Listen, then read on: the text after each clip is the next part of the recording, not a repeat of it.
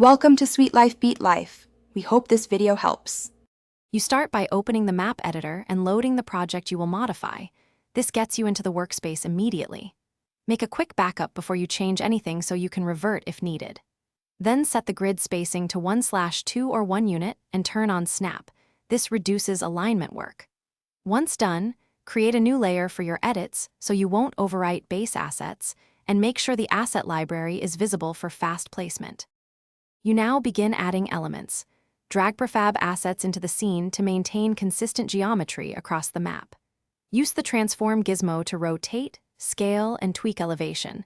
Snapping helps keep angles exact. When placing many objects, group them and assign clear layer names so you can hide or lock sections quickly.